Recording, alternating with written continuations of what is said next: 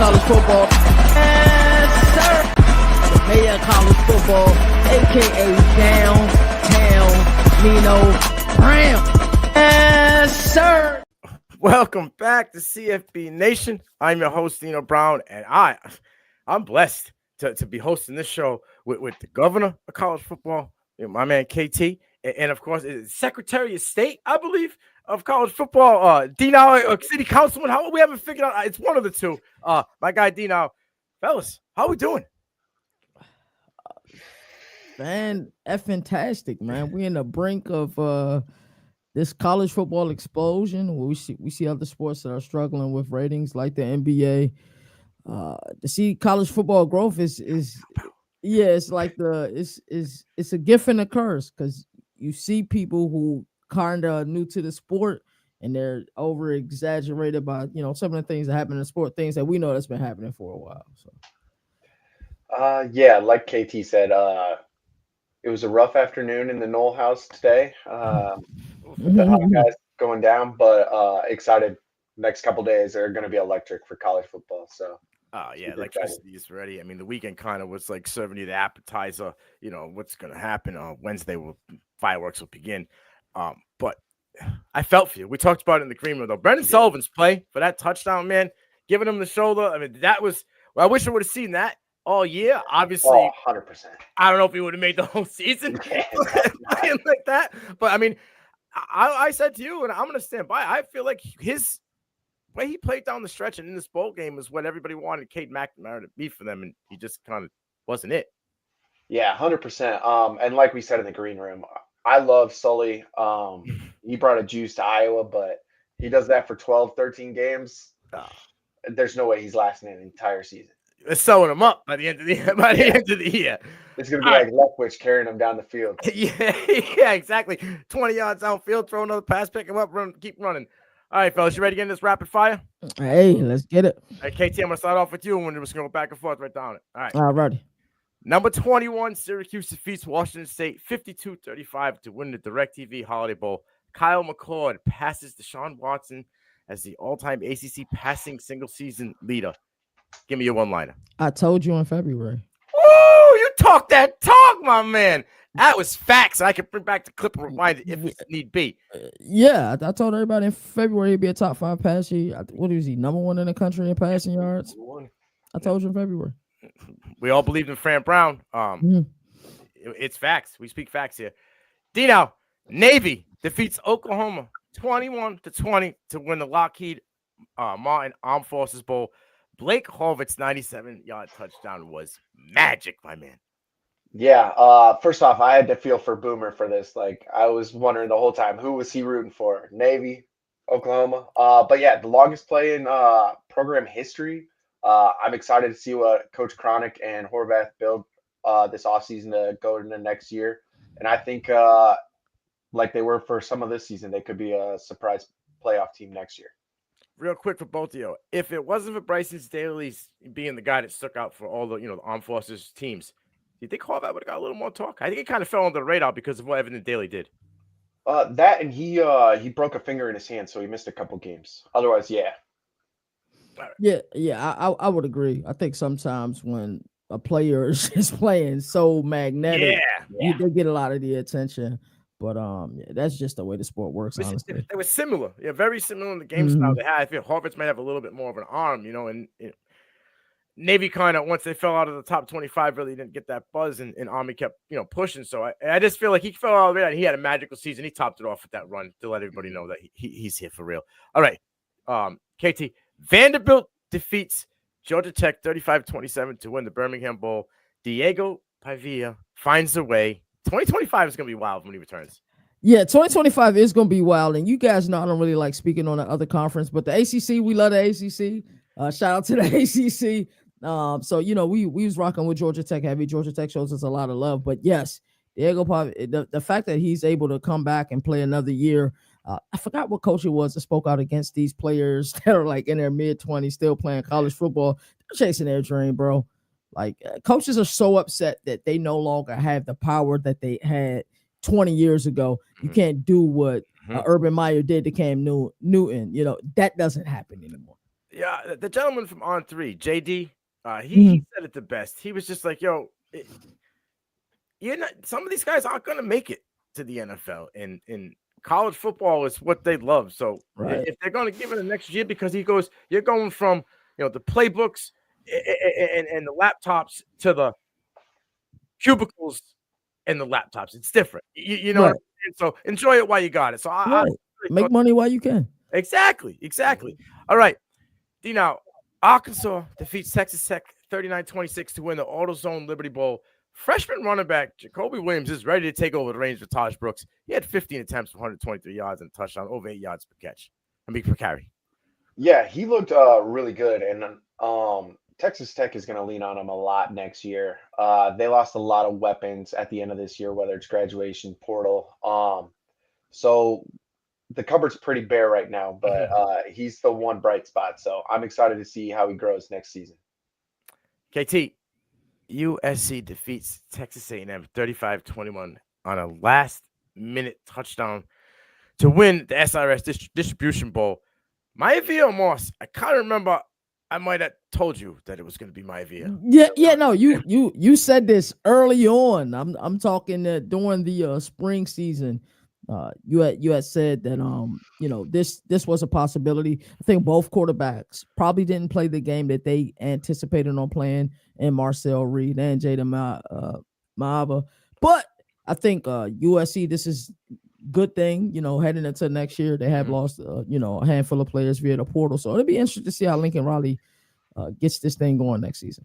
I think the resiliency of being able to shake off the 3 interceptions and still throwing, what do you think, five touchdowns in that game? Or 4 touchdowns? Yeah, Lane caught 3. And Kyle Ford caught the game winner. Shout out to Kyle Ford, by the way. Yeah, he should have been playing. Bad career, but that last game-winning touchdown, last game. So shout out. If you saw him catch it, collapsing in the end zone, that was his moment, man. I felt that just watching that for him. All right. Now, number 22, Army defeats La Tech 27-6 to win the Radiance Technology Independence Bowl. Captain America does it again. And, is Hayden Reed the next man up? With Kanye Uda going to Arizona State, this dude went over 114 yards and a touchdown. We might have another guy to fill in here. Yeah, so it's funny that you call him Captain America because every time I see him and my wife's by me, I'm like, that's a future president right there. He's got every sort of thing. Army quarterback, good-looking kid. But finishing with 32 rushing touchdowns on the season is crazy. Surpassed Navy quarterback Keenan Reynolds. So shout out to him. But I mean, that's kind of what Army does. They spit out these dudes that are just tough as nails. So I'm not surprised at all that Hayden Reed emerged the way he did. But yeah, and a shout out to La Tech too. Weren't they the team that filled in for Marshall? Yes. Yep. So yeah, kind of short notice. They were able to at least look decent on the field. Granted, they didn't win, but so shout out to them as well. Yeah, I mean, they filled in a bowl game, and I believe their wide receiver, True Edmonds, is entering the portal. Played in the bowl game, and he went off for almost 100 yards. He 8 for 92. So speaking of which, give a couple Army guys credit. They had a lineman and a linebacker who graduated a few weeks ago, and Army was nice enough to let them actually play in this bowl game instead of going to their duty stations. So shout out to them for that as well. Shout out. Absolutely. KT, number 17, BYU defeats number 23, Colorado, 36-14 to win the Valera Alamo Bowl. Who was the MVP of this game, Heisman Hunter or LJ Martin? And they were shut out in the first half. Talk to me. Yeah, I mean, we saw this versus Kansas. We saw this versus BYU. Physical. If you want to beat the Buffaloes, they have to change their mindset. Physically, they cannot. They just can't handle physical teams. Teams are gonna be like, come here. We're gonna play this away. We want to play this. Yeah, it was hard. We was at Applebee's for my man Aunt's birthday. It was hard to watch. You see this right here, guys? That's how many rushing yards Colorado had. Yes, BYU had more yards on their first play of the game. Yeah, bro. It's the same story that we saw last year. That's why McCaskill was gone. Right? Everybody bounced that was in the running game. Homeboy that went to Kansas State, speedy guy, gone. He was cooking. He was cooking this weekend too. They just don't run the ball. I don't know. We'll get to it in a little bit. Now, UConn defeats UNC 27-14 to win the Wasabi Fenway Bowl. Head coach Jim Mora grabs a 2-year extension following the W, and then his shots were rung off by him. Talk to me. Yeah. So first off, about the game, love what Jim Mora is building up in Connecticut. It's a basketball school, so to see them reach 9 wins is pretty impressive. But shots fired. It's about time someone has to say it. I know all these guys are whatever, but I mean, calling out coaches that are tampering, I absolutely love it. I even posted about it. Something's got to be done, or it's just going to continue to be the Wild Wild West, and kids are going to leave in the middle of the season, like we saw a lot this year. So I have no problems with him calling out everyone. I loved it. Flex, bro. You go flex. You took a team that won 3 games the previous season, and what you were 9? Yep. And you're doing it with kids that, it's academic school, and it's a basketball school. So it's like, yo.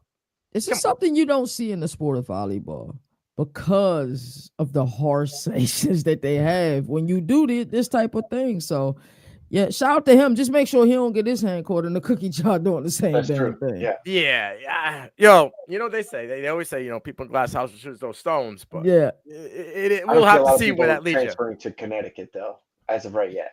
What's that? I said I don't see a lot of people transferring. No. Hey, they had a receiver. Oh, what is his name? Sheffield would probably Bell. Be. Skylar Bell from Wisconsin. Transfer from Wisconsin. Homeboy went off this year. With Mora and the OC who just got picked up too. He was great with Fagnano. Fagnano had 18 touchdown passes this season. Yeah. UConn. That's the first, I think it's 2019. So you're looking at like 5 years that you had that. You're doing all right. KT, Nebraska defeats Boston College 20-15 to win the Bad Boy Mowers Pinstripe Bowl. And it's not because they didn't let me in. We'll get to that in a minute. But Dylan Raiola was a fucking bitch, bro. That boy is bitch made. I gave him the pass on the Patrick Mahomes. You pretty much suck his farts out of a straw. Yeah, I gave him a pass on that shit. Yo, you slid. You pulled a Kenny fucking Pickett and then got up like you were going to do something. And then said in the press conference, I had no intention to do anything, but I knew my line was, you're a bitch, bro. You're a bitch made. Fall back, homie. Go take a seat. So I'm going to play the Uno reverse card. What are your expectations for BC next season? Grayson James is quarterback 1 enter into that. And that's a fact. I mean, I talked to Dino in the green room a little bit before. The gentleman from Alabama, he's the future. And that's fine. And he was heavily recruited by Bill O'Brien. Grayson James has proved himself, bro. 300 yards in that game. Like they didn't show up till halftime. And then straight up, dude, they got 2 points on a blocked field goal. Extra point, I think it was, or whatever. 2 points on a block, extra point. That was all they scored. And then it did look like James was trying to force a little bit too much, though. Like I can recall, there was one play they were down. He tried to hit the tight end in the back of the end zone. When he had like the back or whatever, like a foot inside the end zone, wide open. So I don't know. They lost Drew Kendall, and Ozzie Trapillo didn't play. Right. And they would have started center and left tackle like for that team. Donovan Ezra-Rockboo, #1 defensive end in the country, he didn't play in that game either. Yeah. They were down their studs. You know what I'm saying? That's not an excuse because they battled back and they almost had a chance to win it in the end. But that play was the turning point in the game. That turned the whole game. Then we gave them 20 yards on unsportsmanlike. They got an automatic first down.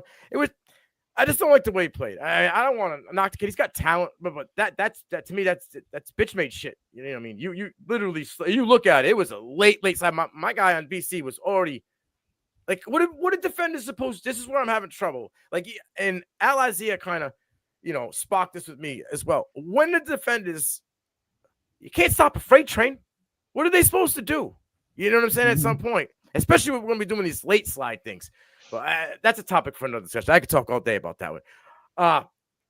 Dino, TCU defeats the Louisiana Raging Cajuns 34-3 to win an isolated New Mexico Bowl. Hoss Haney hit the portal, and Josh Hoover was cooking with 4 TDs. Yeah, this is the Hoover everyone's been waiting to see. I mean, we saw glimpses of it, which is why we had him as a Debbie Darlin last season. And with some of the guys that he's going to be missing, I'm curious to see, like, he's going to have Manjack come in from so I'm kind of curious to see how he gels with them going into next season and seeing if he can build off this. If so, I mean, TCU is always one of those teams that could go on a run and end up winning 10, 11 games in a season. So I'm like I said, I'm curious to see if he can build off this for next year. Yeah, I love Manjack. I thought he was great in Houston. I always was the guy that I plugged. They lose Savion Williams, so I'm glad now it's starting to get a lot of like buzz from the draft community. I was big on him last year. I thought he was going to be their Quentin Johnson. He didn't really break out. This year he kind of was like I don't know, he was like a Debo dude. He has him running the ball out of the backfield. They had him in the slot. They had him out. He was everywhere. And Beck emerged really from a tight end yeah. to a wide receiver, and he just 1,000-yard guy. So those two guys gone will be missed. So I would just see how Hoover goes, but he showed he's got a big arm. He showed he's moving in the pocket. And he can make some tough throws. Like we said, we mentioned him with David Dollins. I think the kids can skyrocket. KT, East Carolina defeats NC State to win the Gold Bowl and Military Bowl. Raj Harris, 17 attempts, 220 yards, a touchdown. Well, CJ Bailey, 230 yards and 3 touchdowns. Who was your MVP in this one?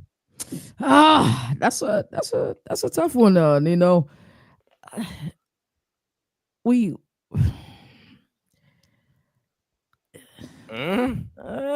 got a side note too for it because they fired your guy right tonight this morning. I'm going to talk about that. We're gonna talk about that. First and foremost, let's talk about winners first. Shout out to Blake Harrell, what he's been able to do with ECU. Got the interim tag 4-0, what now 5-0. Yep. Since he's got the interim tag. I hate this time of year. And it's not about the players. It's not about the bowl games. I love that stuff. I love the college football playoff. It's when teams don't meet expectations and we start to see fall guys happen. And, I'm a huge Robert and I guy. He will find a job at something, or maybe he'll take a sabbatical year as an analyst. I don't know if you guys know how that role works, but anyway, he'll have another job soon. But shout out to ECU, man. I think Blake Harrell has his team trending in the right direction. Yeah, this game is going to be completely overshadowed by what happened though the last minute. All over a stinking towel. So the fight at the end. Yeah, number 15, bro. He's the kid. He was instigated. 15 stole the towel. Absolutely, absolutely. So I mean, it's sad that these two guys had hell of a game, and it's just overshadowed by that last minute. In my opinion, at least. No, I agree. It was a great game. Like who says what's a classic until the last 2 minutes, I think it was. Yeah. All right. Miami of Ohio, the Red Hawks defeat Colorado State 43-17 to win the Snoop Dogg Arizona Bowl. First off, people forget Snoop Dogg had a football team. He got hands, all right? Mm-hmm. And Kevin Davis impressed Snoop Dogg with that long touchdown run. But has the Rams wide receivers, freshman wide receiver Stephen Daly, could he be the next guy up for them? They're losing Horton. Ross kind of hasn't been the dude. He might be the guy. Yeah, so like you said, Kevin Davis had a hell of a game. That 97-yard touchdown in the third was pretty electric. But I was extremely impressed with Daly having the game that he did, considering he had no stats prior to this game. So for him to come out 4 receptions, 75 yards, it's pretty promising. And then Fowler being back in him, they'll have the full offseason to kind of work on routes, gel to each other. So he's definitely probably going to be wide receiver 1 for him next year. I would think so. And with that offseason working together, they might put the Mountain West on notice. Ooh, I like that. He looked good. Like you said, had no stats. I think he only had a few snaps, prior to this game. After you got that first reception, he kind of felt like the monkey was off the back. Yeah, and he was ready to go. So I want to see where Daly goes next year. We're going to close out rapid fire. KT, number 18, Iowa State defeats number 13, Miami, 42-41 to win the Edible Pop-Tarts Bowl. That's right, Edible Pop-Tarts Bowl. Cam Ward breaks the NCAA touchdown record and bows out. Planned or wimped out? And is Iowa State legit heading into next season? Alrighty, so we get a chance to do things that a lot of people don't do. So I've met Cam Ward in person, ACC Media Days. He brought his mom and dad to the ACC Media Days. This guy is a stand-up dude. This guy is a class act. I think people who are new to the sport, people have been opting out for bowls for a very long time. It's just something that happened. Hell, we even seen Kenshawn Judkins about to opt out of a regular season game last year in Ole Miss if they didn't give him more money. It is what it is. He has a future to think about. He didn't grow up with a silver spoon like Shedeur Sanders, bro. Like he's trying to take care of his family. He's got to protect his investment. Mhm. I give him credit for playing in the first half. You know, some people going to compare this to Vontae Davis, and I think this is where the explosion of the sport. Some people just kind of don't really understand how this thing work. Yo, he's got to go get ready for the NFL. So some people, I get it. They say, well, why not play? Why play in the game at all? He played in the first half, 190 yards, 3 touchdowns. Do I believe it was planned? Yes.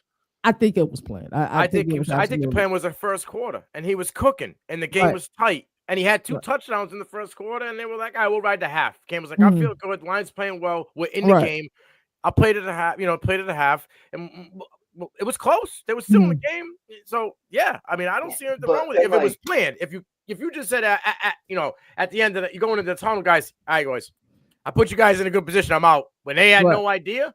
I think everybody on the team knew. I think the coaching staff knew. I think the plan was, like I said, probably 1 quarter. It was cooking. They were close. The game was good. Yeah, I don't think it'd be as big of a deal if it wasn't a 3-point game when he got out and then they end up losing. Like if Miami was up 20 points, whatever, everyone would be like, okay, for sure, good swan song, let him go do his thing. But I think it's because they ended up losing. Everyone's kind of blown this out of proportion. I'm with you too. I mean, I think Emmanuel Show needs to stick to talking. I mean, about they NFL. had to see who could be QB next year. I have 0 problems with them bringing Williams out to play the second half to see if he's their guy or not. So I would agree with you there if I trusted Mario Cristobal. I think he's a slime bag when it comes to that stuff. Because look at they put homeboy, the gentleman that went to UCF last year. Brown. Yeah, Ja'Cory Brown. They put him out there thinking he was going to be the guy, and then they went and got Cam Ward in the portal. You know what I mean? They told him, "Hey, this is your debut. See how you do. Yeah. Did good. Oh, he looks like our guy." I'm not saying he's a Cam Ward. I'm just saying, like, I don't trust Cristobal with that stuff. I think that this was the whole plan because I ain't saying nothing yet, bro. Yeah. That's what's rubbing me the wrong way. That's how he moves, bro. That's what I'm saying. That's why I am not a fan. I'm not a fan of his. He's like that in person too, bro. That's just how he moves, man. Look at my guy. Hey, that's my friendship, bro. We've developed a podcast internet friendship. My man, I respect his team. He respects my team, and that's how it should be when we do this. All right, we're gonna get on a quick segment called Portal News. I want your gentlemen to give me a grade A to F on where this gentleman landed, from where he went to where he landed. All right, you guys ready? Yes, sir. All right, the big, the white whale, I would say, because, he was one of the top 15 guy overall, and he kind of was a late one to commit. Kevin Concepcion, wide receiver from NC State, transfers to Texas A&M. KT, grade, A to F. A plus. Yep, absolutely. QB, John Mateer, was it Mateer? He from Washington State. He transfers to Oklahoma. Dino, grade. B minus. KT? B minus for the player or the program?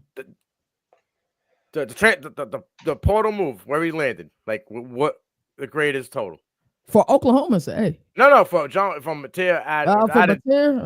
Adding. I don't know, bro. Like how C plus. Ooh, who's he throwing it to?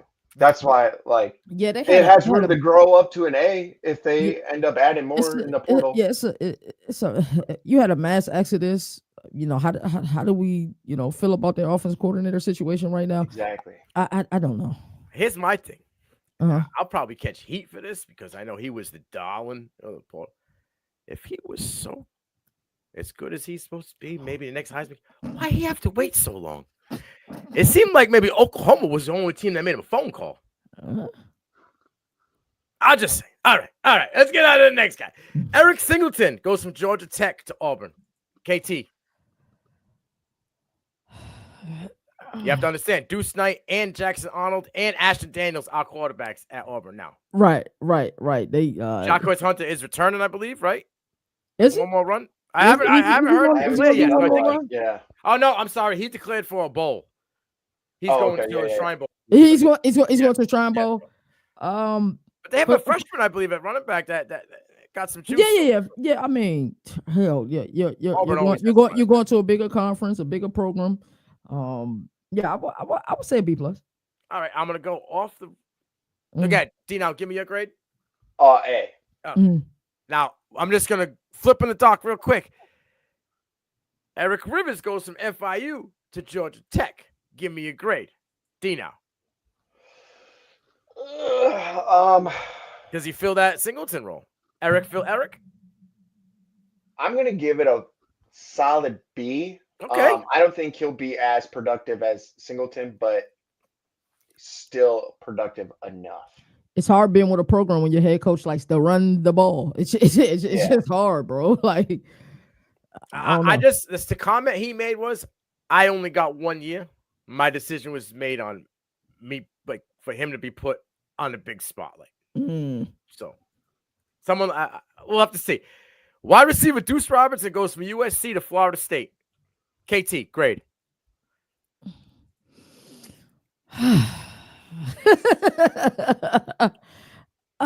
You know what's sad? I really like the kid. Seeing him play in person, he got potential.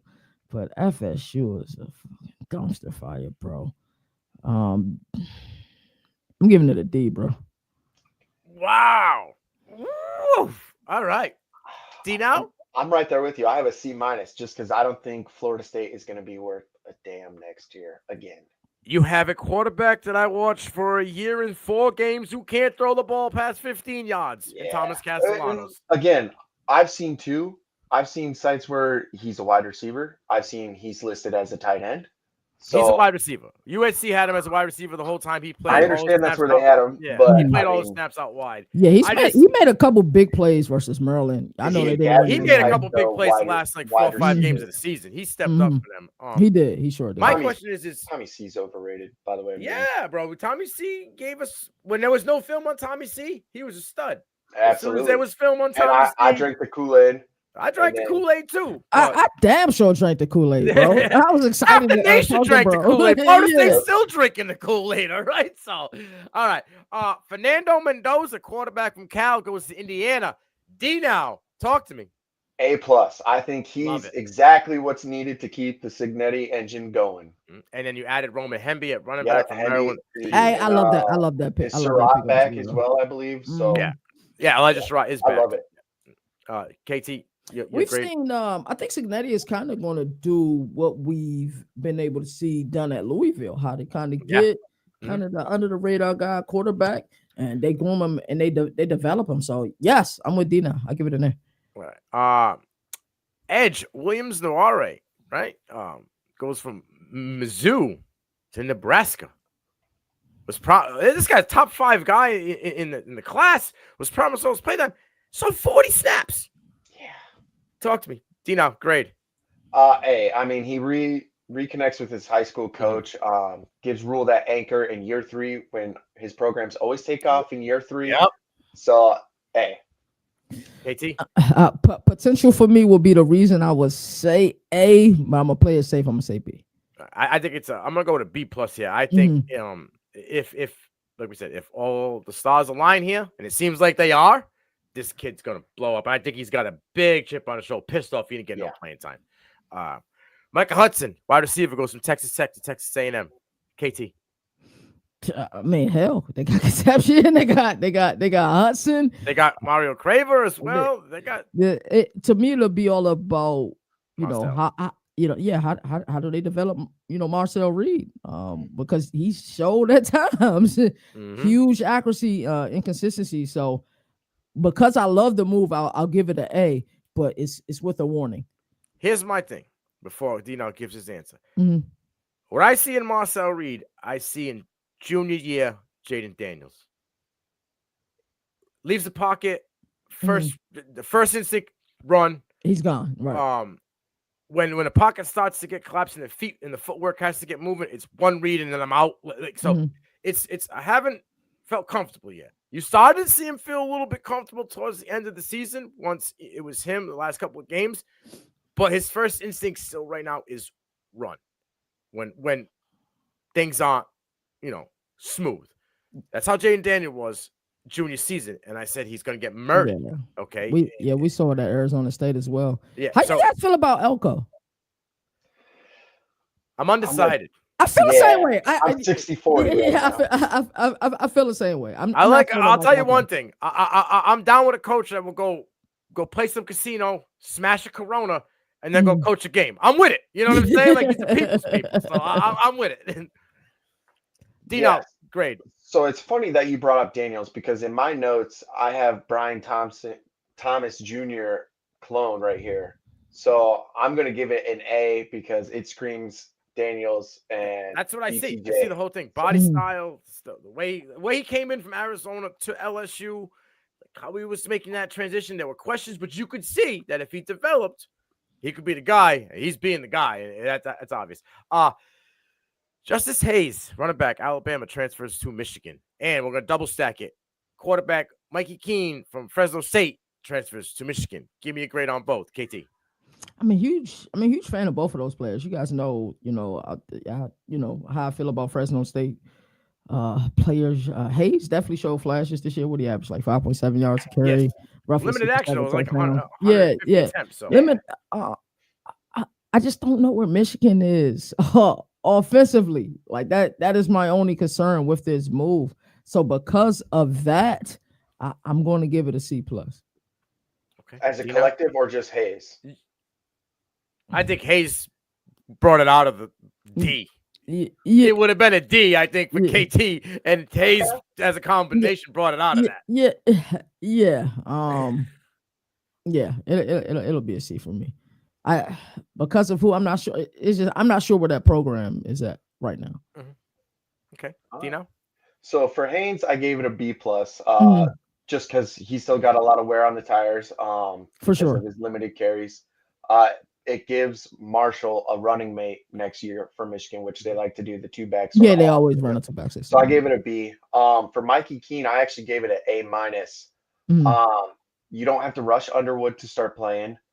And I feel Keene fits more of what they wish that kid was made in a lab, bro. Bryce Underwood, yeah, dude. Oh yeah, he looked impressive just in a jersey. But I mean, like Keene can run, and he's more accurate than Orji was. So I feel like he fits more of what they wish Orji could have been. So I think with them bringing in the gentleman from Indiana, McCullen, the wide receiver, he comes in. Donald McCullen, who's good outside receiver. They have Samaj Morgan in the slot. They always have a tight end. I know Coastal 11 is going to the NFL, but they always have a guy that comes up. My concern is, okay, now you have a guy who can throw the ball. He can spread it. Is he going to have time? Right? You're losing your center and your left tackle in this draft, correct? Dino, I'm pretty sure, right? Yeah, they had a pretty solid O-line recruiting class though, where a lot of there's no experience. There's no experience, right? But so now they're gonna throw him in the fire. They start off the season with a senior kid or true freshman. Yeah, look what happened this year. You know what I mean? They had the guys up front and it didn't work, and they were just obviously the QB was way less talented in that room. But absolutely. I gave it a B as a combination. And I like Hayes there a lot. I think that's fills in the Mullins-Edwards role. It does have receiving capability as well. I just don't know what they're going to do with Keene. And Keene's kind of on his last leg. They kind of rushed him out of Fresno State. He went from being like a top dude in Fresno State, and I felt like they did to him what they did to the gentleman out of Mississippi State 2 years ago. Shapen, right? Is it not Shapen? Rogers. Yeah, Will Rogers. They just like, thanks, but see, you got to go. Malik Murphy goes from Duke to Oregon State. You know how I feel about this one, but what's your grade on this one, KT? That's enough, bro. Yeah. Dino? Yeah. Okay. I don't even need to talk about it. Luke Hayes. Haas goes from Arkansas tight end to Ole Miss. I'm not sure how I feel. Go ahead. Yeah, go ahead. I was about to say, I'm not sure how I feel about this because Caden pre-scoring so many flashes last year, especially in the bowl game versus Penn State. And I feel like he was kind of underutilized this season. I expect more out of Hayes this season for Arkansas, but some of that was just inconsistencies at quarterback with Taylor Green, kind of up and down. And he was hurt, Haas, this year. He missed a few games as well. How many games did he miss? 3, I think. Dino. What did he miss 3 games? Yeah, 3 or 4. Yeah. So my question is Caden Prescott coming back? I thought he might have hit it. I thought he took an invitation to one of the. I want to say he got or did he get an invitation? I think so. I thought last year was his kind of like this was it for him, and then he had to. Yeah. That's rough. Yeah, so if Priest goes up, I think this kid has got a lot of talent. Versatile. I agree. I agree. Big wide receiver, and he can block as well. Speaking of wide receivers, Jonte Cook goes from Texas to Washington. Dino, talk to me. I'm gonna give this a B+. It gives Boston a running mate, and it's another weapon to help develop Williams. Still a little raw, but so B+. KT. I would have to agree with D now. I'm somewhere around a B. B minus, yeah, B minus or B plus. I'm sorry, B minus or B. All right. Connor Wegman goes from Texas A&M to Houston. I was all about it until these guys started hitting the portal. So now I don't know who he's throwing the ball to. If he had Manjack, I think the Manjack would have been perfect combo for him. They would have just kept eating it up. I don't know. At least I still have my Drew Allen stock. That's all I gotta say. Because Wegman, he started out like he was going to be a ball of fire. The injuries built up this year. He couldn't get over it, and it's been a downhill. KT, what's your grade here? I'm with you with the targets. Like who the hell is he going to throw to the ball to? But I love the coach. Mm-hmm. I think he'll have a chip on the shoulder the size of Texas. Absolutely. So I like this move probably more than you guys would like the move. So I would give it a B+. Dino? I'm gonna give it a C. Okay.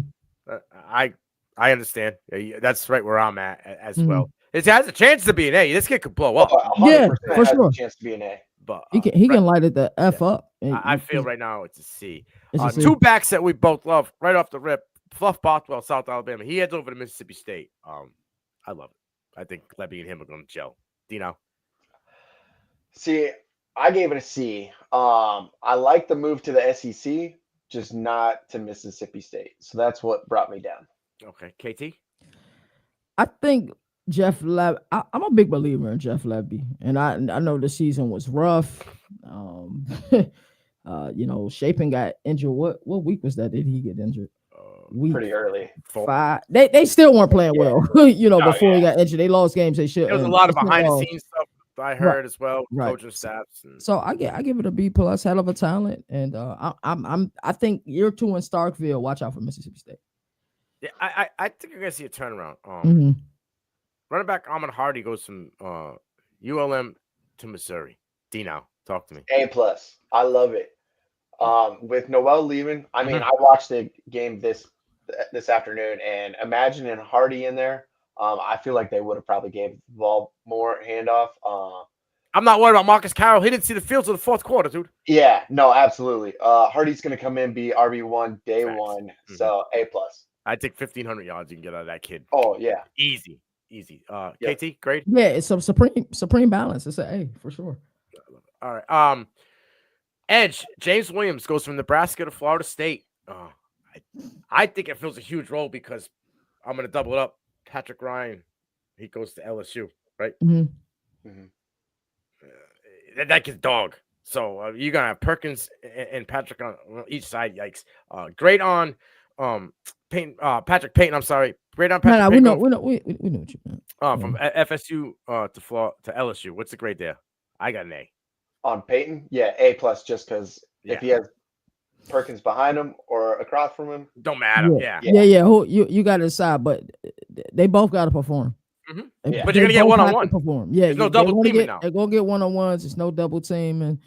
So yeah, it's an A for me. A little side note. I got a question. It's a slam dunk for me, actually. You think they spend this offseason having Perkins rep more in the middle? Yes. He's going to be in the middle the whole time. His natural position, where he was freshman year, in the middle. That's where he should have been. Yeah, should be. They tried to make him a Terrell Suggs. They tried to make a hybrid. They had to put him on the outside because they were missing.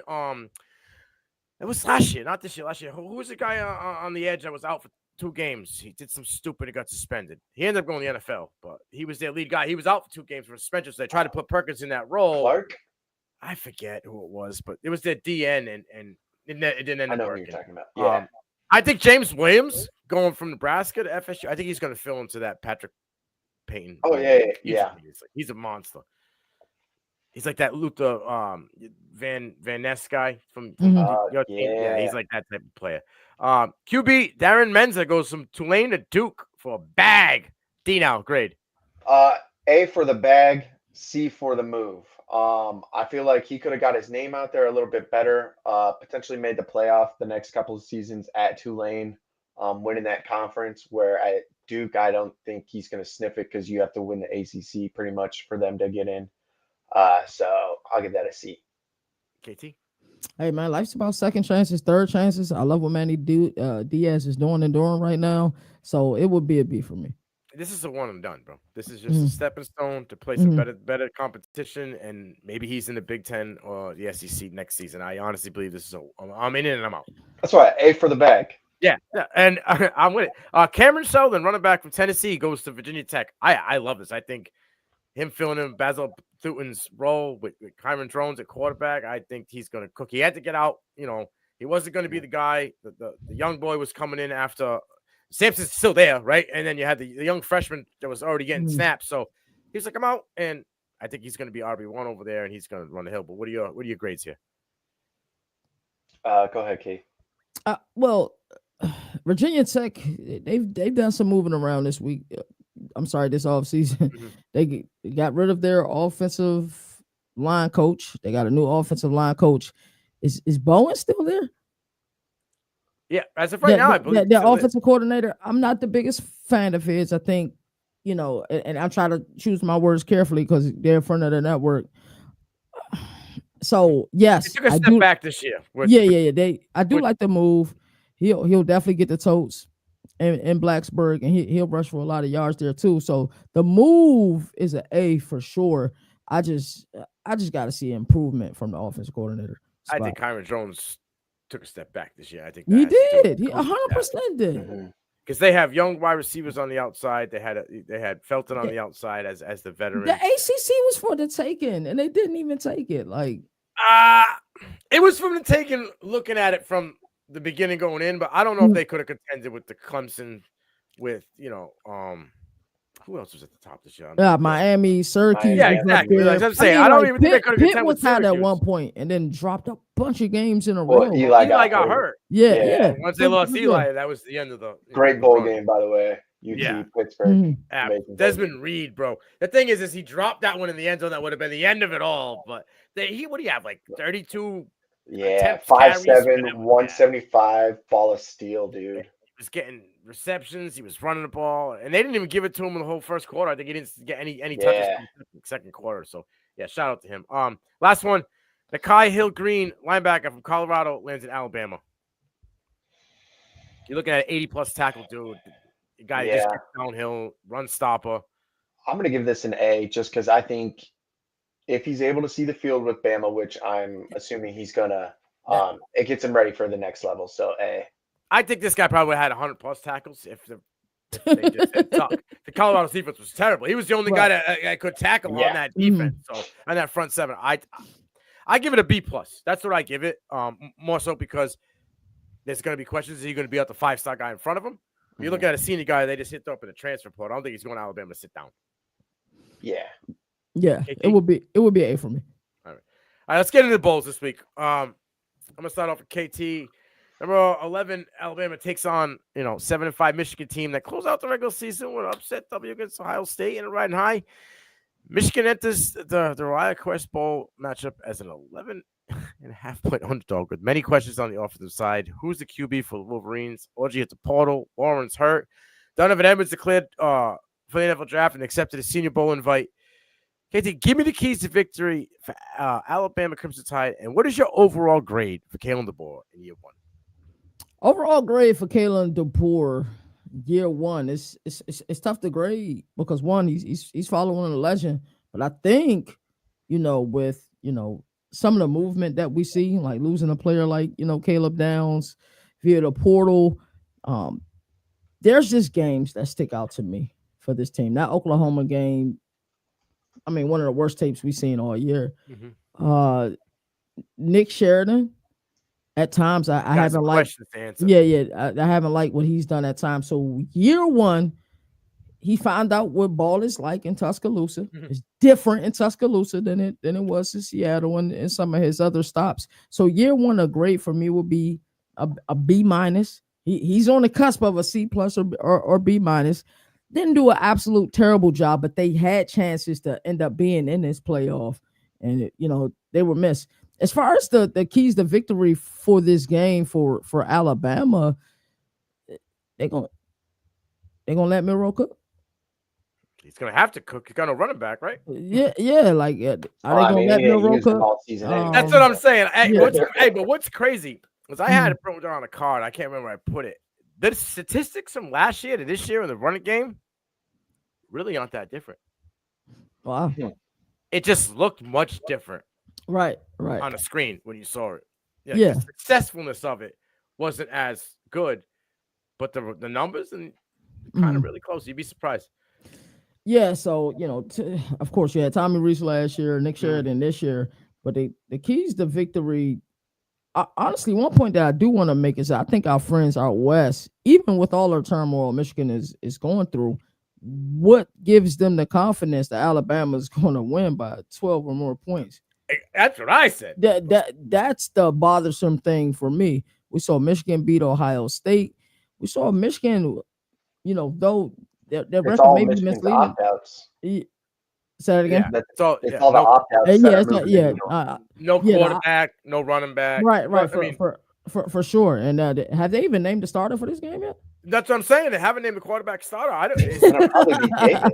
That's what I say. Could Jaden Davis be the starter? It's probably going to be Davis if Warren can't go. I've been hearing things about Jaden Davis and why do you think they went and got Mikey Keene, my man? Yeah. Like, my dog wants to make an appearance. Hello. But yeah, the keys to victory. Let's get Milroe cooking. Let's put up some points. Let's build a lead, because that's going to be the key in order to beat in Michigan is getting a lead, because we know Michigan is not going to be able to play from behind. So they got to put up points. But if this game is like lingering and it's close at halftime, I'm favoring Michigan. If it's close at halftime, I'm gonna go ahead and mute my mic for a second because he's bugging. D, now my question to you is: do the Wolverines make this a game, and who will be in control of their offense? Like we were saying, if Warren can't go, then Davis. In his first actual start, yikes. Right, against Bama. The way Michigan, I feel, makes this a game, I'm not saying it's impossible, but Alabama would have to crash on the way to the bowl game in order to make this a game, because I do not see Michigan's offense being able to do anything to move the ball. It's going to be like that scene from the Little Giants when they get the yard. They got a yard, and everyone loses their mind in happiness. That's the way I figure this game is going to go. I feel Alabama's going to come try to make a point. Hey, we should have been in. You passed over us for all these embarrassing first-round bowl games. They're going to lay it on Michigan, and with all the opt-outs of Michigan, I don't think they stand a chance. You ever watch the Kevin James movie where he plays Sean Payton? And goes back to coaches. Hey, Michigan's going to be saying the electricity's still on. It's still on the scoreboard. Brian's got a point, though. The Little Giants did win that game. Yeah, right. No, hey, and the team ended up coming. This team I'm talking about ended up in the end of the year figuring it out and getting a W. But they got to play.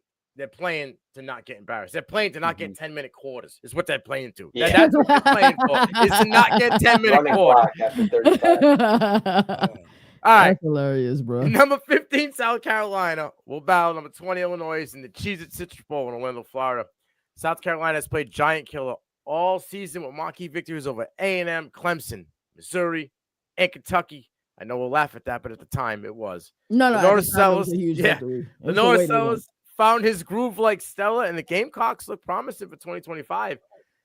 The Fighting Illini have had a roller coaster season on the top 25, but it's been a successful season all in all. The Illini have been led by, QB Luke Altmaier and wide receiver Pat Bryant all year, and we'll need it again here. Dino, who does the victory in this game mean more for heading into 2025? Because Altmaier is coming back. He's already announced that. And what are the keys to victory for both sides? I think the win would mean more for South Carolina. I think it would probably start them in the top 10 in 2025. It would ramp up even more if he plays well. The Lenora Sellers Heisman talk. And it would, again, kind of like how I said about Bama, one of those teams that should have got a little bit more consideration for the at-large for the playoffs. So next year it would be playoffs or bust kind of. As for the keys, I think Lenoris has to just keep doing what he's doing, not force anything. Let the game come to him like we've seen him do over that last month. And as for Illinois, they got to keep Altmaier up because he's one of those guys that if he can get hot, he could torch you. And Illinois' offensive line has kind of struggled down the stretch. Mm-hmm. So if they can keep him up, it could be a game. Listen, I want to – my boy Shotgun Stewart. Yeah, I want to see him battling Caden Fagan because Caden Fagan was a ball muscle. Okay? Oh, yeah. So either Fagan's going to wear down that front seven for South Carolina in 3 yards in a cloud of dust, or my boy Dylan Stewart will be cocking back on that shotgun a lot in this game, and Ultimate is going to be having nightmares. It's going to be interesting. I think, you mentioned that it's bigger for South Carolina. Illinois just started making a little bit of noise. It's been a long time since the fighting line had been even relevant. Bielema was kind of that guy who needs 3 or 4 years, and then once season 3 or 4 hits, then they're a top 10 team like he did with Wisconsin, Arkansas. Agreed. So I think this is a 50-50 even Steven. The value. So? This is huge for Illinois. Like I said, they played roller coaster in the top 25. They haven't been a top 25 in what, at least 8 to 10 years prior to this. Not really known as a football program, known as a basketball school, right? And Altamaya transferred, came in there, won the battle. I don't think he's gotten enough credit. No, he hasn't. How well he's played this year. He's played really good. Phenomenally this year, and he's actually more mobile than people give him credit for. But you know what this game reminds me of? This game reminds me of Penn State Ole Miss last year. We kind of didn't know what to expect going to the game. The Ole Miss comes in and steamrolls. Yeah, sorry, Jalen. I think South Carolina train is choo-chooing, and they gonna come in and steamroll Illinois. I'm with you guys 100%. I think they're cooking. I think everything's working in the Gamecock favor. Just don't rule out the Illinois. And I've been against them all year. And we talked about it. I always said, who they beat? Just like Indiana. Right. Who did they beat? You know what I mean? And the teams that they beat kind of were past. They kind of already blew their load in that season for the top 25 and being a dominant team. But sometimes when you count a team out, ain't got nothing else left to prove. Kind of feel like, nobody believes them. They shouldn't be here, right? And then all you said, all of a sudden, they find a way. I think, like I said, I think that matchup between the run game in Illinois, that front seven, Kennard's not playing, right? He already declared for the NFL draft. So you're losing that guy. So Stewart's going to get that double. Gonna need some guys in that front seven to get up the A gap, shoot the B gap. You're gonna need it. We'll have to see what happens there. So it'll be interesting. I think South Carolina will take the dub here. I just think that it means it's almost as much. It could be one of those sneaky games. Yeah, and it means as much as Illinois as it does to South Carolina. And Shane Beamer hasn't gotten enough credit before this season started. He was on a hot seat. Like after that Kentucky game, they were calling for his head. Right. I need to see them continue to put the motor on the boat for the harbor watch. The kid's been freaking finally doing stuff, whether it's been catching balls or running out of the back. Finally, we're getting glimpses. Yes, they're getting actual snaps made up for him. So we need that. We need more of that. That's the key.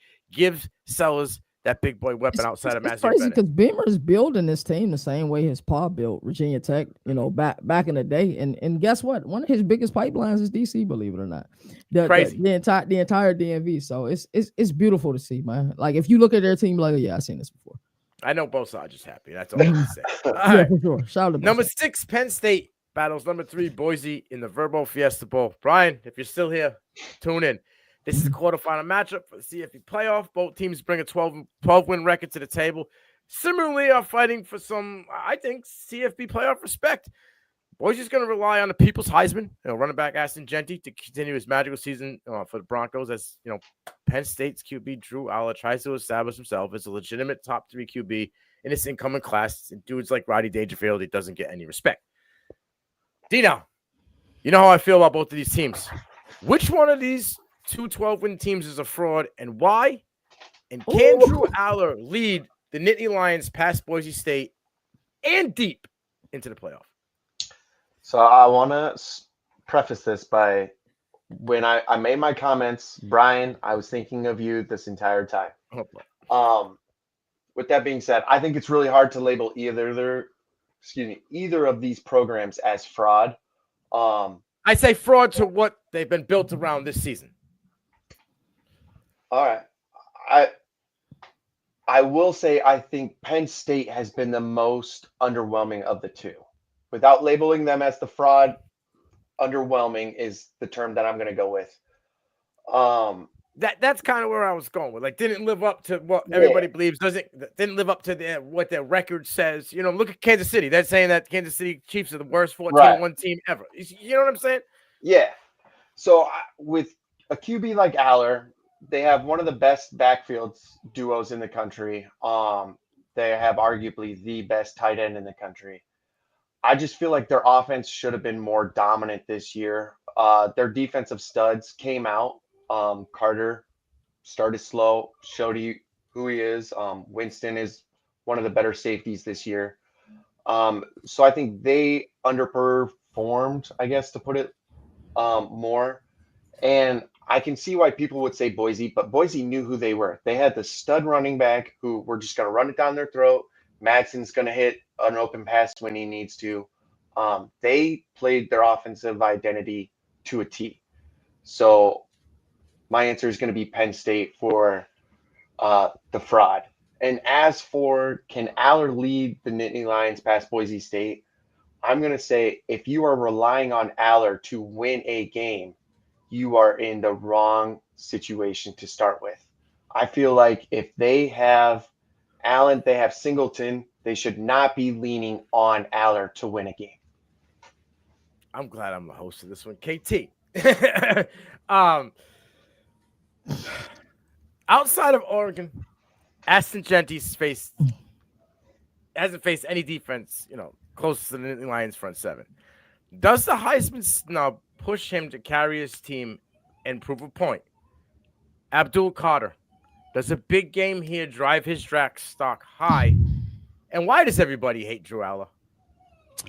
Alrighty, so let's get our ducks in a row. First of all, shout out to Spencer Danielson and his ability to coach. And all coaching is really being able to have difficult conversation and being able to make difficult decisions. To get Malachi Nelson, the big fish from USC, and say, I think he looked at his schedule like this. With this Maddox Madsen kid, he gonna protect the ball. I'm gonna ride Genty, and that's gonna be our ticket into the college football playoff. To a T. So, 22 touchdowns, 3 interceptions for that for Madsen. Now, let's answer some of your questions. Why Drew Aller? And I think if he's in a different system, more quarterback-friendly system, I think we look at this kid and says, wow, this is an elite NFL talent type of guy. Penn State is built to get a lead, play elite defense, run the ball. Drew Aller, they'll utilize him, whenever necessary. Now, I think this Boise State team is better than advertised, and I think they showed us that they were better than advertised because we all believe that UNLV would get them in the championship, conference championship game, and that just didn't happen. So shout out to Brian there. Now you said you believe that Penn State is overhyped. I didn't say overhyped. I said they underperformed with the tools that they have. They underperform. They don't live up to that record. They don't live up to that. Like that, you would say dominant. Right. Yes. Right. They weren't as dominant as they should have been. I would agree with that because we seen game like Illinois game they won, but they certainly could have lost. Right. Ohio State game they should have won by like a point. The SMU game bothered me. I'm not gonna lie. They won and they look good, but like the first half, like their first 3 or 4 possessions, they were struggling to move the ball offensively. And their defense was able to make, timely play after timely play. And that's how they was able to catapult to that league. But I think Drew Aller has big game talent. Penn State is my favorite. I don't think it's no secret. Penn State is my favorite to win it all. You've been on that train So, since the beginning. You stayed on business, winning that flag week too. Yeah. I wanna interject. I'm not hating on Drew Aller. No, we know you. We know I'm just saying that is not Penn State's game, right? For to sure, rely on the quarterback to win their games. They are a run-first program, but they have this year. That's been their game. Yeah, and they've won how many games? But it's also led to 1-point wins over crappy teams like Minnesota. I don't care how much. I'm not going to go I'm with just how saying, many. No, I get it, but dub solely rely on Drew Aller. If we're going to go the opposite direction about 1 point and 2 point victories, Boise State's got some 1 point, 2 point victories. So absolutely. Yeah. Now, can I ask you a question? Yeah. So, is this more of a James Franklin thing? Is this more of an Andy Cottle Nickel thing? No, I love Andy Cottle Nickel. Do you? I love him. I hate James Franklin. Okay. Oh, well, that's the second part. I think Andy is one of the more brighter offensive minds. I agree with you. Coaches. I thought he was going to take the West Virginia job, and then Rich. So did I. But Rich. Yeah, I think he's a season away from a big time coaching gig. Oh, absolutely. So, I agree with both you guys on your assessment and breakdowns of this game. I think Boise State did what they thought they were going to do. I never thought Malachi Nelson was a threat in this. I kind of never really believed in the 5-star hype. You've been consistent on that, and we're talking about for 2 years. You've been consistent. Yeah, so it's like I don't know. I wasn't a Maddox guy, but he showed flashes because if you guys remember at the end of last year, I was huge on Prince Stratum. I thought he was going to skyrocket for sure. I'm going to name a guy right now that's pissed off. I'm going to name a guy I think is going to be a key factor in this. Cam Camper, the Indiana transfer. This dude missed a couple games, still managed to get 800 yards. And if we're going to talk about down the stretch being a dude, through November, this guy had 6 receptions, 5 receptions. Every time it's over 70 yards. Cooking 13, 14, 15 yards per game. I think as much as I wanted Prince Stratham to be the guy, I think Cam Camper is that guy for them that nobody talks about because they have Ashton Genty, the people's Heisman. And I'm going to tell you about another guy. He's going to be the reason if Drew Aller doesn't go off. That's going to be Mr. McCoy. Myron McCoy you better check his gloves for Elmer's. He got like 13 pass breakups for them. You know what I mean? The problem is can that front seven get enough pressure to let McCoy be a factor? You know what I mean? Or is Aller going to have all day to throw the ball? But Amari McCoy is a senior, but the 6 foot 175 kid, 51 solo tackles, 80 total tackles. That's a DB. This kid, like I said, 13 pass breakups. Only had 1 interception, but he's the type of guy that will hit you and leave you looking on the side of your helmet in your ear hole. I think those 2 guys could be huge factors for Boise State. But the X factor, everybody's going to say it's going to be Madsen.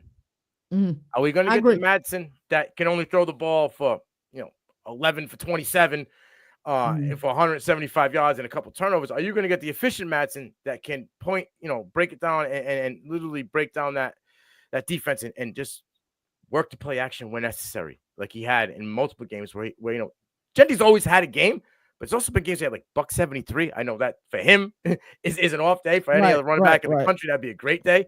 So I think those guys for Boise State will be huge. I think this is it for Drew Aller. This playoff is going to put him either in that stratosphere as I'm going to be that dude next year, and people are going to take me serious because I said it last year. His numbers were equivalent or if not better than JJ McCarthy, and people put JJ McCarthy in the top 5. People love McCarthy, but that's what winning does, though. Right. So I think he gets this. He makes it deep in the maybe not win the Natty, but makes it to deep in the playoff and has a good game here and continues. I think Drew Aller is going to be a guy whether you like him or not. You're going to have to start to respect him. If he can start to play cleaner football and make the deep run in the playoffs, he will be top 3 quarterback next year. What do you mean by cleaner football? So, okay. Because the Oregon game he had, that game could have been extremely different had he not thrown those 2 picks. It could have been. All right, I agree. There is 7 total on the year. I have it in my notes. Like, he's 1 or 2 plays away from them beating Oregon and potentially being the number 1 seed in the playoffs. So same thing versus Ohio State. Yeah, You're yeah, not wrong. absolutely. I'm not a Drew Aller hater. I think he just needs more reps. Mhm. Is all I'm trying to say. Is why I said don't put it all on Drew Aller, because I don't think the reps are there yet to put it on him. I will say this. I believe that if Boise State win this game, the headlines aren't Ashton Genty. It's absolutely Maddox Madsen. He picks up a couple first downs. That's what with I'm his saying. He's the leg. X factor for them. Yeah, he's 100% the X factor. He's on time, on target with his throws. He's not turning the ball over. I think his ability to extend plays is also an underrated aspect. Take away sack yards. He has a little bit more rushing yards. So it's gonna be an interesting game. But I think our friends out west like Penn State and like Penn State a lot. I just want to say they figured it out in that Oregon game late in the second half. They did. They did. They scored one less point to Oregon, but in that fourth quarter, they put up 13, and they kind of figured it out. They battled in that first half. Third quarter, that's when Aller had that, Yeah. I was shocked they was able to score that many points. Like, and that line saved them. I think they only allowed like 2 sacks and only like 6. I'm going to throw my really good X factor out for this game. It's going to be Clifford for Penn State. It's going to be my X factor. Okay. All right, let's get on to this next one. Number 5, Texas battles number 4, Arizona State in another quarterfinal playoff matchup, a.k.a. the Chick-fil-A Peach Bowl. Kenny Dillingham and the Sun Devils have been proving everyone wrong all season and are ready to do it once again versus the Longhorns in ATL. Coach Dillingham is ready to A-Town stomp Texas, and Longhorn head coach Steve Sarkisian will need his QB, Mr. Quinn Ewers, to silence the Hounds and go out there and do work. A win for Arizona State will skyrocket them into legitimacy, and a loss for Texas means all this Texas's back talk was just fucking talk. Ooh. Twitter will be on fire. It's been a Cinderella season for the Sun Devils in 2024. Does Coach Dillingham and running back Cam Scatterboo have enough magic left, or will the Sun Devils turn into fucking pumpkins in ATL? So it's going to be one of those any given Sunday sort of games, I feel like. But with Scatterbo coming out saying no one can stop him, Sam Levitt saying I'm a better quarterback than Quinn Ewers. Woo! I want to drink that Kool-Aid so bad. I want to. But I don't think they've gone up against a defensive front seven like Texas. Alfred Collins in the middle. You got the linebacker Hill for Texas. You got Barron on the outside. You got Mabuka way deep. I just think Texas's defense, even if Quinn Ewers has a shitty game, I don't think Arizona has the weapons, especially if Jordan Tyson can't play outside of Scatterbo, to make a significant dent and put pressure on Texas. Have we heard an update on that? Tyson's out for the season. Okay, well then, yeah, there you go. That's what I've heard. I've heard that he's out for the playoff, and he's in a sling. I think it's either a collarbone or a separated shoulder, and you at that point, rapido, you ain't. KT, we've talked about Quinn Ewers many, many times. What does he have to do here to lead the Longhorns? Can he hold off Arch for a few more games? And what does a great playoff run for Quinn Ewers' stock mean, as he hasn't declared for the NFL draft because he's going to be the Oregon QB next season? I think you answered the question, but so yes, Quinn Ewers, of course, will be the starting quarterback for the remainder of their season. However long their playoff run it is. As far as his draft stock, I don't think he declares. I would love that Oregon fit. I would love that Oregon fit. But this game, I think, is going to be one of those games that it's going to be closer than people think. Clemson found something late in that second half versus Texas. I think Arizona State's going to be able to use to their ability. And keep in mind that Phil Maffa probably been hobbled the last few weeks. And really, did he even play in the second half? I don't think so. I don't believe he did. So with Cam, I think Arizona State will be able to run the ball, but I think they also have some success passing the ball. I think this game is closer than advertised. But to answer your Quinn Ewers question, he's been dealing with this, I feel like, his entire career. Like this is just like he's been heavily doubted. I think he showed flashes of an elite quarterback this season. I think he's also turned the ball over at like really rough times and really cost his team in certain situations. And thank goodness they were only able to lose 2 games this season. Like the interception versus Clemson. You think about the what was it, the first Georgia game? How many interceptions did he throw that game? Like 2. Was it 2 interceptions that game? So I think next year, I think if he goes to Oregon, he certainly catapults himself into QB1 of the 2026 NFL draft. I don't think he should declare, even if Texas gets hot and go on the run. I don't think he should declare this year. I don't know if it puts him in the 1 spot. He'll be a top 5 quarterback. Yeah, I think he'd be top 5, and I don't think he'd be 5, just because of the scheme. For sure. And as we see what Dan Lanning in that scheme and the talent around Evan Stewart's back, right? I think they have so many guys coming up. They have a 5-star freshman that was there this year that didn't get much time. Has Tez declared? Tez is going to Senior Bowl, so he's going to Senior Bowl. Okay. Yeah. I think, Dino, real quick. Yeah. This is actually for both of you guys. But who needs to be the MVP of this game for a victory? So for Texas, I got Matthew Golden if Bond can't play. They got him off the milk carton? They found him off the back of the milk box, bro? Because that boy been missing all year. We'll see. So Silas Bolden, bro. Missing. Yeah. Okay. Well, I mean, obviously they're going to put their best defense on Bond. If Bond can't go, he's going. No, he's going. He's already been. It has been. Oh yeah, he's been practiced all week, so he's good. Okay, and then for Arizona State, I have Sam Levitt. It can't all be on Scatterbo. He's got to make some plays. He's got to be Bo Nix. A chance. Yep. He's got to be the Bo Nix guy for them. Like he was the best QB in Oregon when he was in high school. He loved Oregon, committed to there, didn't work out. He's got to be that style. Got to be able to move the ball with his legs. Got to give them a different threat besides Scatterbo. You said Clemson, showed you something against Texas. My problem is Clemson's got big wide receivers, third string than Arizona State has at Arizona State, for sure. For sure, they are. But my MVP for this game is actually Jadon Blue. We seen the game he had against Clemson last week. I think it's Wisner. You think it's Wisner? I think Wisner's kind of shook Blue a little bit. I love Blue. I've been talking about Blue for 3 years. You have been. And he never panned out. I thought this was when Baxter got hurt. I thought he flashed. There's been times where he's won them games.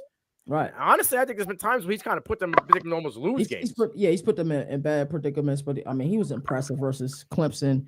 I think if if they're able, if Quinn Ewers is sharp, and Blue is able to run the average.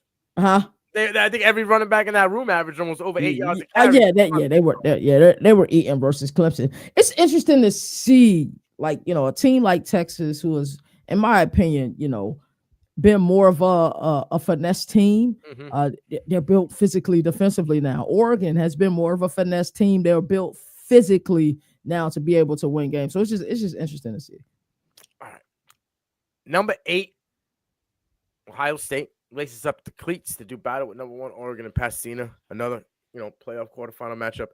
This is a rematch of an early game this season where Oregon defeated the Buckeyes 32-31 on a bonehead clock management play by quarterback Will Howard. Staring at it, bro. Don't slide. We always hear it's tough to beat the same team twice in one season. Do the Ducks have enough in the arsenal to repeat the process? Magic always happens in the Rose Bowl. Dino. It does, right? It's always something. We've seen the late games USC's had. It's been special. Yeah.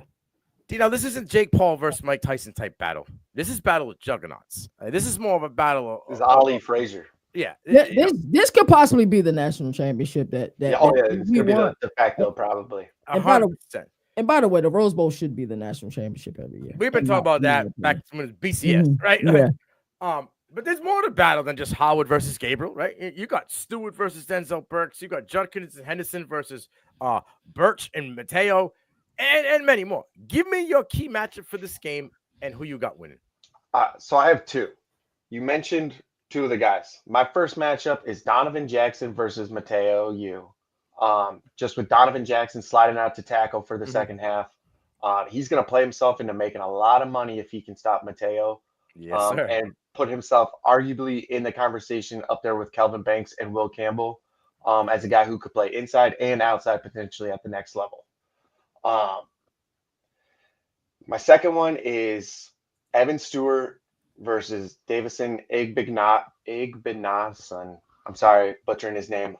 Just because I think they put Burke on Holden. Oh, on Tez? You don't think you put him on Tez? Or yeah, Tez too. I feel Davison is a little bit more athletic than Burke is, and can handle Stewart's speed. So that's my one matchup. And I mean, we know Bo likes to throw the ball deep, and Stewart's kind of their deeper guy. But so those are my two matchups. Obviously the lineman one I'm a little bit more intrigued in, because I think Mateo's going to be a top pick when he goes out, but Donovan Jackson has a lot of room he can make up if he can stop Mateo or whatever end is on him. Yeah, Young Concrete's got the drum on the concrete truck moving, bro. Like, yeah, he's grown into his own name and established himself. He's not little, DJ. U's no, he's brother. not DJ U's brother. No, Yeah, he's Young Concrete, and he's a force on that line. KT. Mm-hmm. When it comes to high-end coaches, both Day and Lanning have been talked about for the past 3 seasons. Who has more pressure to win this game and why? All right, so Lanning's trajectory, Day's trajectory. And let me get in the frame. All right, so Lanning, if Oregon lose, the talk will be Oregon got a bad draw. They were the number 1 seed, got a bye, and then they got to play this, Ohio State team. I mean, couldn't beat Washington. Twice. The way that they look versus Tennessee, that team is scary. If that team comes out, Ryan Day don't win this game, are you guys certain that he's back next year? Who's better? Who's better? What? Who's better to replace him? That's cost over $60 million. This is my argument I have with everybody. Yeah. It's $50 million to buy him out, and any coach coming in is going to get at least 40 guaranteed. You look at $100 million, $80 to $100 million. Who's better than Ryan Day that's you're willing to spend $80 million on? I'm with you. That's the next step. That those are the 1%er questions, that we're able to have. But you got to think, that fan base, that program, the athletic directors, it's emotion. You know what I'm saying? Yeah, we're able to look at it, make sound decisions, and we're not coming from an emotional stance. Correct. Columbus. No, their emotions are high. Yeah, the emotions are high. They won a championship. Ooh. Say that again, D now. In case they didn't hear you. Mike Vrabel. I Former like Ohio State linebacker Marcus Freeman. Going to leave a team that could be in the national championship? That don't have to play that tough schedule? Don't get them paid anyway? Staying in Notre Dame? That's a good point. But can skate because nobody ever gonna put him on the hot seat because it's Notre Dame and they're gonna be on TV no matter what. Yeah, NBC. That's crazy. So for me though, the person more pressure is Ryan Day, and Ryan Day by a mile. Yeah, I believe. Especially if it's a blowout. If it's a blowout. Yo, yeah. Here's my thing though. If they get dog walked, if they lost to Michigan again, right? And they get blown out, whatever, or they lose. They're in the fight every year. They are. They're in the top 10 every year. It don't matter if it's a BCS, CFB playoff, if it's a whatever it may be. They're right there. They're putting in 15 guys in the NFL every season. I agree with you. He ain't living up to the par of the standard. They spent a lot of money, but $80 million for a question mark. At least you're getting 10, 12 wins, 10 or 11 wins every year, and you're going to be in the fight. You may not win the fight, but you're going to be at the end when the dust settles in the last 6. I'll take the devil I know against the devil I don't know. That's valid. All right. Good. You remember when Florida wasn't looking too hot. The start. He won't come back, Brian. Yeah, right. He won't come back. right. And the boosters say, "Oh, we have the money for the buyout." Yeah. I have that same feeling. The people who support Ohio State, people been able to put up money. Hell, CJ Stroud was even, putting up some money so they go get the players that they need in the portal. They'll find the money, bro. I'm saying LeBron James will. Hey, we'll find the money. Yeah. Everybody says we find the money. Florida State got the boosters to put up $175 million and sell a jet for them, but they still couldn't get out of the ACC. Money doesn't always talk. Yeah, when the people above you got more money. I think that's a different battle. Like Jim Phillips said, they signed the contract, wasn't no guns to their head. They signed a bad contract, bro. They agreed to the terms. Contract to Ryan Day. Not once, but twice they agreed to the terms. So I'm not a Ryan Day supporter. I'm just saying, like, no, you're thinking logically. Business. Right. You're thinking with a high emotional quotation. These fans have very low EQs. Yeah. The AD, those people want to have very low EQs. The Michigan law stings. It still stings them. Like, yes, the Tennessee one was impressive, but damn, we lost to Michigan again. Yep. Like, they couldn't do shit. Right. Like the game was embarrassing, and it's crazy because I look like Nostradamus for calling it, but I knew they were going to lose to Michigan, bro. Like, it is weird, man. So I don't know. All right, let's close it out with this last one. Number 7, Notre Dame takes on number 2, Georgia in the Caesars Superdome, the quarterfinal playoff matchup. In my opinion, this will be the Fighting Irish toughest test this even, maybe even their only real test. Georgia has seen more up and downs than Lizzo's bathroom scale. And now without Carson Beck due to elbow surgery, can the Gold Helmets send Kirby Smart and the Georgia Bulldogs home early in the playoff? Or will the Fighting Irish be drowning their sorrows in boobies and beads? Dino, how pivotal is the loss of Carson Beck? And give me some keys to victory for the Irish besides the freak of nature that is Jeremiah Love.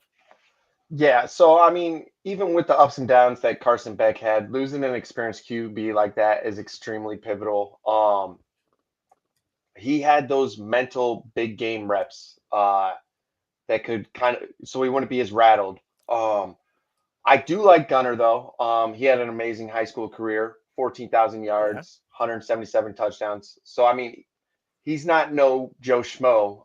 He's a pretty decent kid that can play. I also wouldn't be surprised if there's maybe some packages for Rashada to get on the field every once in a while.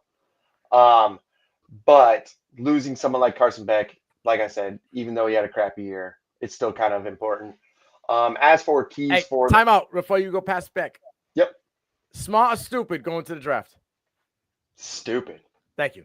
Continue. 100%. He's going to be a 6th round draft pick. As for the keys for the Irish, it's going to be how the young freshman tackles play against these stud edges Georgia has. I really like Knapp for Notre Dame, their left tackle. If he can hold up against Williams or the other edge,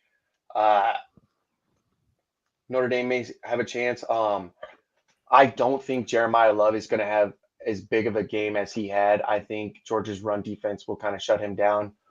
And then defensively, the Irish are going to have to replace Mills, who they lost in the front game. They're going to need Oben, Howard Cross, Kaiser. They're going to have to put continuous pressure somehow on Stockton to force him into some of those mistakes that will probably be there just due to lack of reps again.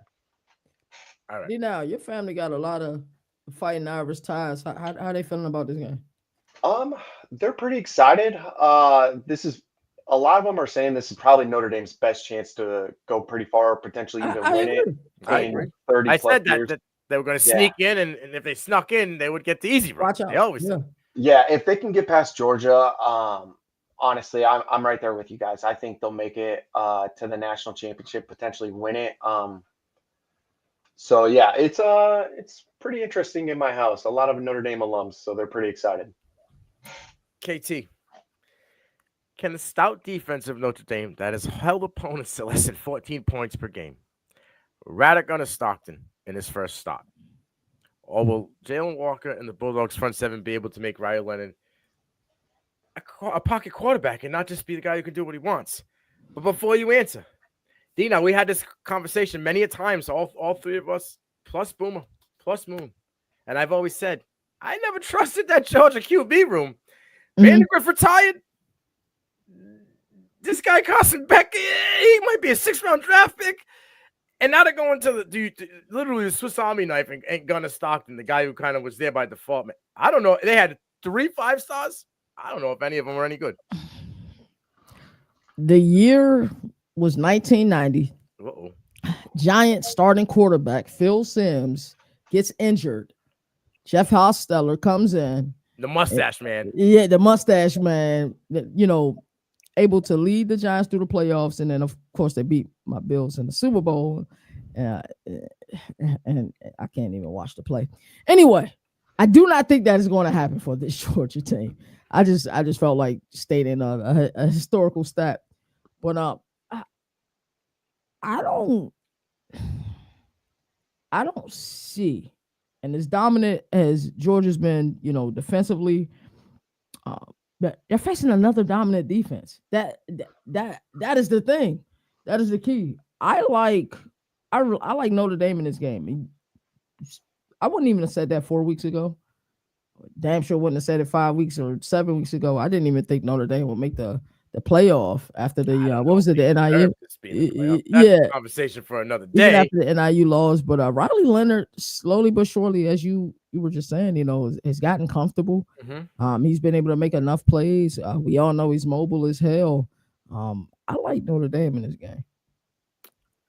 Notre Dame has the 4th best defense in the country.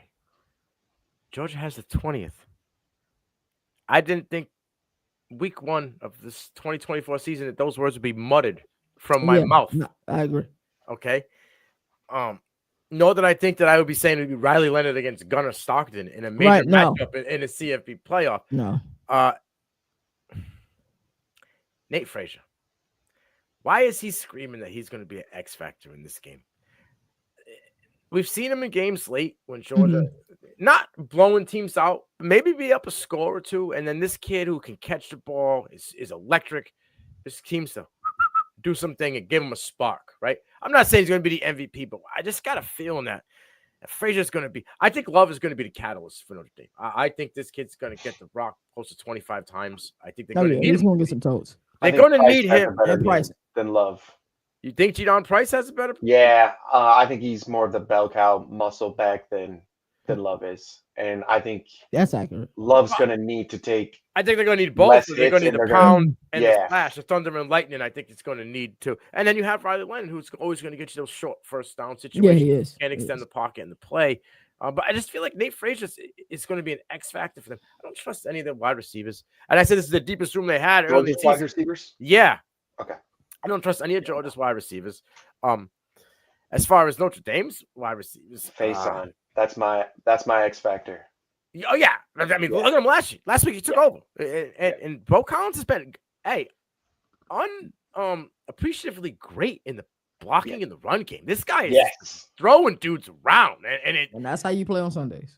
100%. 100%. And shout out to his pops, because his pops has been adamant on it all year that Bo is a team player. He does whatever he needs to do to keep himself on the field and make his team win, man. And he got a bad rap coming out of Clemson. He showing that he's blacking is going to probably put him in like the 3rd round, because before this year he's in a cancer. I hate to say it. That's what it was said. It was kind of cancer mentality. And just seeing him throw blocks like that. And here's my thing. You mentioned that, they heard that about DJU. We heard that about Bo. We also heard that about Macumba. But yeah, when they're on other teams, that you don't hear that they're cancers or problems. Right. I don't know. It's kind of odd things in Clemson, especially since they're hitting the portal this year as well. Who you got winning this one? I'm going to go Notre Dame 31-20. KT? No, Notre Dame as well. Give me a score of like 24-13. All right. It's been a almost an hour and a half show, but before we close this out, I want you guys to give me your national champion. We are. Go Ducks. Let's go. I'm going to go with Notre Dame.